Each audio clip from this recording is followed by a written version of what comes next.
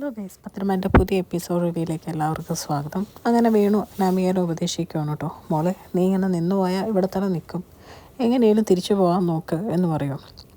ഇത് കേൾക്കുന്ന അനാമികയ്ക്ക് നല്ല ദേഷ്യം വരുവാണ് കേട്ടോ. അനാമിക ചോദിക്കുവാണ്, ഞാനെങ്ങനെ തിരിച്ചു പോകാനാ? അനി വിളിക്കാതെ ഞാൻ അനിയുടെ കാല് പോയി പിടിക്കണോ? അവൻ്റെ അമ്മ പറഞ്ഞിട്ട് അവൻ കേൾക്കുന്നില്ല, പിന്നെയാണോ ഞാൻ പറഞ്ഞ അവൻ എന്നെ തിരിച്ച് വിളിക്കുമെന്നാണോ നിങ്ങൾ ഓർക്കുന്നത് എന്ന് പറയുകയാണ്. ഇതൊക്കെ കേൾക്കുമ്പോഴേക്കും രേവതി അറിയാം, അതെങ്ങനെയാണ് ആ നയന എന്ന് പറയുന്നോളെ കണ്ട് ആ വീട്ടിലുള്ളവർക്ക് തലയ്ക്കെന്നാണ്ട് പ്രാന്താണെന്ന് എനിക്ക് തോന്നുന്നത്.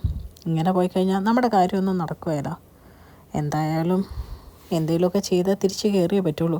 ആ ദേവയാനി ഒന്ന് ശരിയായിട്ട് വന്നു കഴിഞ്ഞാൽ പിന്നെ മോളെ സപ്പോർട്ട് ചെയ്യാൻ ആളുണ്ട്, അല്ലാതെ അവിടെയുള്ള എല്ലാം കണക്കാ എന്നിങ്ങനെ പറഞ്ഞുകൊണ്ടിരിക്കും കേട്ടോ. ഇതൊക്കെ കേൾക്കുമ്പോഴേക്കും അനാമിക ഇങ്ങനെ നിൽക്കുവാണ്. പിന്നെ കാണിക്കുന്ന അജയനെയും ജയനെയാണ് കേട്ടോ. അവർ പരസ്പരം നയനയുടെ കാര്യം ഇങ്ങനെ സംസാരിച്ചിട്ട് പറയുവാണ്, പുരോഹിതൻ പറഞ്ഞാൽ വളരെ ശരിയാണ് ചേട്ടാ, അല്ലെങ്കിൽ ആദർശിന് ഇങ്ങനൊരു ഭാഗ്യം കിട്ടുമല്ല, നമ്മുടെ കുടുംബത്തിലോട്ടും ഇങ്ങനൊരു ഭാഗ്യം കിട്ടുമല്ല. എത്ര കോടിയുടെ സമ്പത്താണ് ആ കൊച്ചുണ്ടാക്കിക്കൊണ്ട് വന്നേ, വലിയ കുടുംബത്തിൽ നിന്നൊന്നും അല്ല വന്നേ. പക്ഷേ ആ കുട്ടി കയറി വന്നേ പിന്നെ നമുക്കുണ്ടായ ലാഭമൊന്നും പറഞ്ഞറിയിക്കാൻ പറ്റില്ലല്ലോ, അത്രയ്ക്ക് തന്നെ ഉണ്ട്. അപ്പോഴേക്കും ഇതെല്ലാം കേട്ടിട്ട് ജയം പറയാം, അതെല്ലാം ആദർശിനോട് മോളുടെ പേരിലോട്ട് തന്നെ എഴുതി കൊടുക്കാൻ പറയണം, മോളത് അതിന് അർഹതപ്പെട്ട ആളുവാ എന്നിങ്ങനെ പറയും കേട്ടോ. അങ്ങനെ ഇവർ സംസാരിച്ചുകൊണ്ട് നിൽക്കുമ്പോൾ വേണു അങ്ങ് വരുവാണ്. വേണുവിനെ കാണുമ്പോഴേ അജയൻ പറയുന്നുണ്ട്, വേറെ സംസാരിക്കാൻ വായിട്ടടിക്കാൻ മാത്രം അറിയാവുന്ന ഒരാൾ വരുന്നുണ്ട് എന്നിങ്ങനെ പറയും കേട്ടോ. അപ്പോഴേക്കും വേണു ഇങ്ങനെ വന്നിട്ട് ചോദിക്കുകയാണ്, നിങ്ങളുകൊണ്ട് ഇവിടെ ഉണ്ടായിരുന്നോ? രണ്ടുപേരും ഒരുമിച്ച് കണ്ടത് വളരെ നന്നായി. അല്ല, നിങ്ങളുടെ മോൻ എൻ്റെ മോളുടെ കവിള് തടിച്ചു, എന്നിട്ട് എൻ്റെ മോള് വീട്ടിൽ വന്ന് നിൽക്കുക. അപ്പോൾ എൻ്റെ മോളെ തിരിച്ച് കൂട്ടിക്കൊണ്ട് പോകാനൊരു മര്യാദ നിങ്ങൾക്കില്ലേ എന്നിങ്ങനെ ചോദിക്കുക കേട്ടോ. ഇത് കേൾക്കുമ്പോഴേക്കും അജയൻ എടുത്തടിച്ച പോലെ പറയാണ്, അതിനെ ഞങ്ങളാരും പറഞ്ഞു വിട്ടിട്ടല്ലല്ലോ നിങ്ങളുടെ മോള് പോയത്, അപ്പോൾ പിന്നെ ഞങ്ങളായിട്ട് വിളിച്ചു വരുത്തേണ്ട കാര്യവുമില്ല. പിന്നെ അനി വെറുതെ ആർക്കോട്ടും അടിക്കുകയില്ല.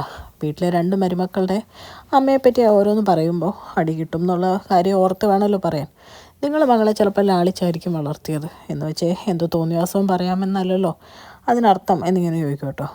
ഇത് കേൾക്കുമ്പോഴേക്കും വീണു പറയാണ്, ഇത് കൊള്ളാം, നിങ്ങൾക്കൊക്കെ എന്ത് പറഞ്ഞാലും നയന. ഈ നയനപുരാണം കേട്ട് ഞാനും എൻ്റെ മോളും വീട്ടിലുള്ള ബാക്കി സ്ത്രീജനങ്ങളും മടുത്തു. നിങ്ങൾക്ക് വലുതായിരിക്കാം എന്ന് വെച്ച് എൻ്റെ മോളുടെ കവളത്തെ ഇടയ്ക്കിടയ്ക്ക് അടിയും കൊണ്ട് വരുന്നത് എനിക്കത്ര നല്ല സന്തോഷമുള്ള കാര്യമല്ല. പിന്നെ വേറൊരു കാര്യം എന്താണെന്ന് വെച്ച് കഴിഞ്ഞാൽ, നിങ്ങൾ പറഞ്ഞ പോലെ ആ വീട്ടിൽ നിന്ന് വേറെ മരുമക്കളൊന്നും പിണങ്ങിപ്പോകാതിരുന്നിട്ടൊന്നുമില്ലോ, പോയിട്ടുമുണ്ട്. അനന്തപുരിയിലെ ആൾക്കാർ കൂട്ടിക്കൊണ്ട് വന്നിട്ടുമുണ്ട്. പുറത്തുനിന്ന് കാണുന്ന പോലെയല്ല, അനന്തപുരിക്കാരോട് അടുത്ത് കഴിഞ്ഞപ്പോഴല്ലേ കുടുംബത്തിലെ ഓരോരോ കാര്യങ്ങൾ പുറത്തോട്ട് വരുന്നത് എന്നിങ്ങനെ കളിയാക്കി വേണു പറയും കേട്ടോ. ഇത് കേൾക്കുമ്പോഴത്തേക്കും ജയന് ദേഷ്യം വന്നിട്ട് പറയാണ്, അങ്ങനെ ഓരോ മരുമക്കൾ പോയിട്ടുണ്ടെങ്കിൽ അവരെ തിരിച്ച് കൂട്ടിക്കൊണ്ട് വരുന്നതിനും അതിൻ്റേതായ കാരണമുണ്ട്. നയനമോളെ കൂട്ടിക്കൊണ്ട് വന്നിട്ടുള്ളത് ഒരിക്കലും ഒരു നഷ്ടമായിട്ട് ഞങ്ങൾക്ക് തോന്നിയിട്ടില്ല എന്ന് പറയുവാണ്. ഇതും കൂടെ കേൾക്കുമ്പോൾ വേണുവിന് നല്ല ദേഷ്യം വരുവാണ്. വേണു പറയാണ്, ഞാൻ ദേവയാനി ചേച്ചീനെ കാണാനാണ് വന്നത്, എന്തായാലും ദേവയാനി ചേച്ചീനെ കാണട്ടെ എന്ന് പറഞ്ഞ് അവിടെ നിന്ന് നേരെ കയറി പോവാട്ടോ. അതേ സമയത്ത് നമ്മുടെ ജാനകിയും ജലജയും സംസാരിച്ചുകൊണ്ടിരിക്കുവാണ്. ജലജയോട് ജാനകി എന്ന് പറയുകയാണ്, എന്ത് ചെയ്യാനാ അനാമി മോളെ ഇതുവരെ വിളിച്ചുകൊണ്ട് വരാൻ അതിന് തയ്യാറാവുന്നില്ല. എന്തിനു പറയുന്നു, ആ ചേട്ടനോട് പറഞ്ഞിട്ട് ആ ചേട്ടൻ പോലും കേൾക്കുന്നില്ല എന്ന് പറയുകയാണ്. ഇതൊക്കെ കേൾക്കുമ്പോഴേക്കും ജലജ ഇതിൽ എണ്ണ ഒഴിച്ചു കൊടുക്കുന്ന പോലെ പറയുകയാണ്, എനിക്ക് ഭർത്താവില്ല, പക്ഷെ നിങ്ങൾക്കുണ്ടെന്ന് പറഞ്ഞിട്ടും കാര്യമില്ല, നിങ്ങളുടെ കൂടെ നിൽക്കുന്നില്ലോ, അവർക്കും ഈ നയന എന്നുള്ള പല്ലവി മാത്രമേ ഉള്ളല്ലോ എന്ന് പറയുമ്പോഴേക്കും അജയൻ അങ്ങോട്ട് വരും കേട്ടോ. അജയനെ കാണുന്നേ ജാനകി ചോദിക്കുന്നുണ്ട്, എന്ത് തീരുമാനിച്ചു, ആ ചേട്ടൻ അനിയോട് പറയുന്നില്ലേ എന്നൊക്കെ ചോദിക്കുമ്പോഴേക്കും അജയൻ പറയുന്നുണ്ട്, അതിൻ്റെ ആവശ്യമുണ്ടെന്ന് എനിക്ക് തോന്നുന്നില്ല. നിൻ്റെ മകൻ ഇതുവരെ ആരെയും ഉപദ്രവിക്കാത്ത അവൻ ഇങ്ങനെ ചെയ്തിട്ടുണ്ടെങ്കിൽ അതിന് കാരണമുണ്ടല്ലോ എന്നിങ്ങനെ പറയുമ്പോഴത്തേക്കും ജലജ പറയുകയാണ്, നിങ്ങളെല്ലാം ഇങ്ങനെ അനാമിക മോളെ സപ്പോർട്ട് ചെയ്യാതിരുന്നാൽ എങ്ങനെ ശരിയാവുന്നേ, അവളല്ലേ നിങ്ങളുടെ മരുമോള്, അതുമാത്രമല്ലല്ലോ വെറുതെ അല്ലോ മോൾ അടിച്ചത്, അനിയും നന്ദും തമ്മിലുള്ള കാര്യം അവർക്കറിയാം, അപ്പോൾ പിന്നെ ഏത് പെണ്ണിനാണെങ്കിലും വിഷമം വരുമല്ലേ എന്നിങ്ങനെ ചോദിക്കും കേട്ടോ. ഇത് കേൾക്കുമ്പോഴേക്കും അജയൻ പറയാണ്, അതിന് നന്ദു അവിടെ വന്നത് അനിയെ കാണാനല്ല എന്ന് പറഞ്ഞു, അവളുടെ സ്വന്തം ചേച്ചീനെ കാണാനാണ് വന്നത് എന്ന് പറയും കേട്ടോ. ഇത് കേൾക്കുമ്പോഴേക്കും ജാനകി ചോദിക്കുക, അതിനെന്തിനാണ് അവളവിടെ വന്ന് കിടക്കുന്നത്, നിങ്ങളുടെ പറച്ചിൽ കേട്ട് കഴിഞ്ഞാൽ തോന്നുമല്ലോ അവൾ ആ ഇടത്തേക്ക് കരൾ കൊടുത്തിരുന്നു എന്ന് ചോദിക്കുമ്പോഴേക്കും അജയനൊന്ന് പതറുന്നുണ്ട്. അപ്പോൾ തന്നെ അജയൻ പറയുകയാണ്, വേണ്ടി വന്നാൽ മോൾ അതും കൊടുക്കും എന്ന് പറയുകയാണ്. ഇത് ചോദിക്കുമ്പോഴേക്കും ജലജ പറയാണ്, അതേതോ സന്മനസ്സുള്ള കുട്ടിയാണ് കൊടുത്തേ, അവൾ കോപ്പ് കൊടുക്കും, അവൾക്ക് ഈ വാചകം മാത്രമേ ഉള്ളൂ എന്ന് പറയുമ്പോഴേക്കും അജയൻ പറയാണ്, അത് നിൻ്റെ മരുമോൾക്കായിരിക്കും എന്നിങ്ങനെ പറയുക കേട്ടോ ജാനകിയെ നോക്കിയിട്ട്. അപ്പോഴേക്കും ജാനകി പറയുന്നുണ്ട്, എൻ്റെ മരുമോൾ അങ്ങനെയൊന്നുമല്ല, മോൾ കൊടുക്കാമെന്ന് പറഞ്ഞതാണല്ലോ എന്ന് പറയുമ്പോഴേക്കും അജയൻ പറയുന്നുണ്ട്, അതനി പറയുന്ന പോലെ കൊടുക്കാമെന്ന് പറയുന്നല്ലേ ഉള്ളൂ, അല്ലാതെ അവൾ കൊടുത്തിട്ടൊന്നുമില്ലല്ലോ. എന്തായാലും ഞാനായിട്ട് അവളെ വിളിക്കാൻ ഉദ്ദേശിച്ചിട്ടില്ല. വേണമെന്നുണ്ടെങ്കിൽ അവൾ തിരിച്ചു വരട്ടെ. അനിയെ ഒട്ടും നിർബന്ധിക്കാനും ഞാൻ പോണില്ല എന്ന് പറഞ്ഞ് അജയൻ അങ്ങ് ദേഷ്യപ്പെട്ട് പോകാൻ നേരത്ത് നവി അങ്ങ് വരും കേട്ടോ. നവിയെ കാണുമ്പോഴത്തേക്കും അജയൻ പറയുന്നുണ്ട്, എന്താ മോളെ എന്ത് പറ്റിയെന്ന് ചോദിക്കുമ്പോഴത്തേക്കും നയന എന്താ ഇതുവരെ വരാത്തെ എന്നിങ്ങനെ ചോദിക്കും കേട്ടോ. അപ്പോഴേക്കും അജയൻ പറയുന്നുണ്ട്, ഇടത്തേക്ക് മോളിവിടെ നിൽക്കുന്ന ഇഷ്ടമല്ലല്ലോ, ഇടത്തേക്ക് അസുഖം കൂടിയത് മോളിവിടെ ഉണ്ടായിരുന്നുകൊണ്ടല്ലേ, അതുകൊണ്ട് മോള് തൽക്കാലം മോളുടെ വീട്ടിൽ പോയി നിൽക്കും എന്നുള്ള രീതിയിലാണ് പറയുന്നത് എന്ന് പറയും കേട്ടോ.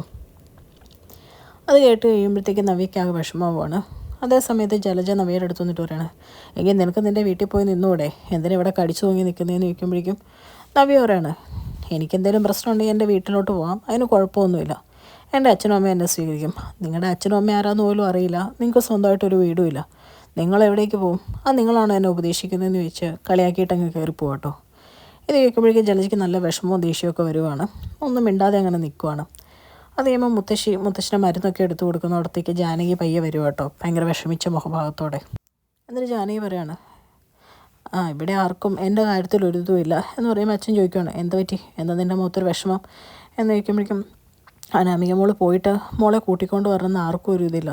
മോളെ കുറേ ലാളിച്ചാണ് അവളുടെ വീട്ടുകാർ വളർത്തിയത്, അതിൻ്റേതായ ചെറിയ ശാഠ്യങ്ങളൊക്കെ മോക്കുണ്ട് എന്ന് പറയുമ്പോൾ മൂർത്തി പറയുകയാണ്, അങ്ങനെ ഒരുപാട് തലയിൽ കയറ്റി പെൺമക്കളെ വളർത്തി കഴിഞ്ഞ് കഴിഞ്ഞാൽ ഇതുപോലെ അവരെ കരണത്ത് പാടുമായിട്ട് വീട്ടിൽ പോയി നിൽക്കേണ്ടി വരും. ലാളിക്കണ്ട എന്നൊന്നും ആരും പറയുന്നില്ല, പക്ഷെ വായിൽ നിന്ന് വരുന്ന വാക്കുകൾ സൂക്ഷിച്ചും കണ്ടും വേണം.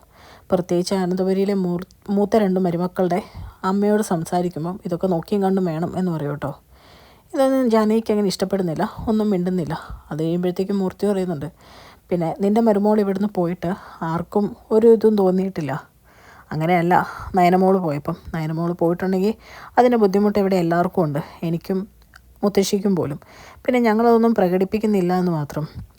നിൻ്റെ മകൾ പോയിട്ട് ഇവിടെ ഒരു കുഴപ്പവും ആർക്കും തോന്നുന്നില്ല എന്ന് പറയും കേട്ടോ. ഇത് കേൾക്കുമ്പോൾ ജാനകിവരാണ്, ഇവിടെ ആരും എന്നെ സപ്പോർട്ട് ചെയ്യണ്ട, ആരൊക്കെ സപ്പോർട്ട് ചെയ്യാതിരുന്നാലും എനിക്ക് എന്തായാലും എൻ്റെ മരുമോളെ കൂട്ടിക്കൊണ്ട് വരാതിരിക്കാൻ പറ്റില്ല, ഞാൻ അതിനെന്താണെന്ന് വെച്ചാൽ ചെയ്യും എന്ന് പറഞ്ഞിട്ട് അങ്ങ് പോവുക കേട്ടോ.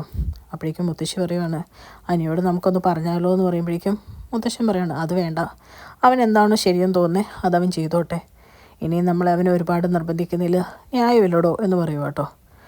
പിന്നെ കാണിക്കുന്നത് കനക നയനേനെ നോക്കുവാണ്, ഫുഡൊക്കെ കൊടുക്കുവാണ് കേട്ടോ. ആ സമയത്ത് നവിയെ വിളിക്കുവാണ്. എന്നിട്ട് ചോദിക്കുവാണ്, നീ എന്താ വീട്ടിലോട്ട് വരാത്തതെന്ന് ചോദിക്കുമ്പോഴേക്കും നയന പയ്യെ ഫോൺ എടുത്ത് സംസാരിക്കുന്നുണ്ട്. ഉറക്കമൊക്കെ ഒളഞ്ഞു, ഇവിടെ ഇരിക്കുന്നതുകൊണ്ട് ആകെ ക്ഷീണമാണ്, പിന്നെ ഞാനങ്ങോട്ട് വരുന്നില്ല, ഞാൻ വന്നുകൊണ്ടാണല്ലോ അമ്മയ്ക്ക് അസുഖം കൂടിയത്, ഞാൻ ഇവിടെ തന്നെ നിന്നോളാം, പിന്നെ വീട്ടിലോട്ട് പോകാൻ മണ്ഡലകാലം വരെ എന്നൊക്കെ ഓർക്കുന്നത്, ഇനി അമ്മ അങ്ങ് വരുമ്പോഴേ വരുന്നുള്ളൂ എന്ന് പറയുക. ഇത് കേൾക്കുമ്പോൾ നവ്യ ഡൗട്ട് തോന്നിയിട്ട് ചോദിക്കുന്നുണ്ട്, ഇനി നീ എങ്ങാനും ആണോ അവർക്ക് കരൾ കൊടുത്തേ എന്ന് ചോദിക്കുവാണ്. അപ്പോഴേക്കും നയന അല്ലേ ചേച്ചി എന്നിങ്ങനെ പറഞ്ഞ് ചോദിക്കുക കേട്ടോ.